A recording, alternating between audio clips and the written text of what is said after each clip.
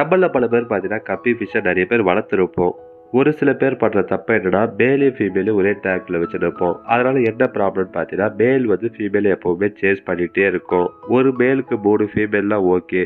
1:1 அதாவது ஒரு மேலுக்கு ஒரு ஃபீமேல் இருந்தா கண்டிப்பா ஃபீமேல் இறந்து போயிடும். அந்த டைம்ல என்ன பண்ணலாம்னு பார்த்தீங்கன்னா, டேங்க்ல மட்டும் பார்த்தீங்கன்னா மேல் கப்பியை வச்சிடலாம். பார்க்க ரொம்ப அழகா இருக்கும். ஃபீமேல் எடுத்துட்டு வந்து இது மாதிரி டப்பு இல்லைன்னா ஒரு பாட் செட்டப்ல வச்சீங்கன்னா ஃபீமேலோட லைஃபும் அதிகமா இருக்கும். அதே மாதிரி இந்த பாட்ல பார்த்தீங்கன்னா அதிகமா மேல் நம்ம கண்டிப்பா விடக்கூடாது. ஒரு மேல் இல்லை 2 மேல் விட்டா போதும். ஒரு 10 ஃபீமேலுக்கு ஒரு மேல் விட்டா போதும்.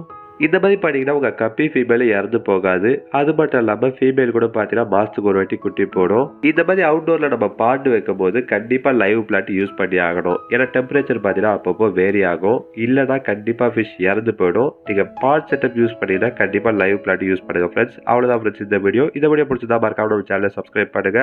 நன்றி, வணக்கம்.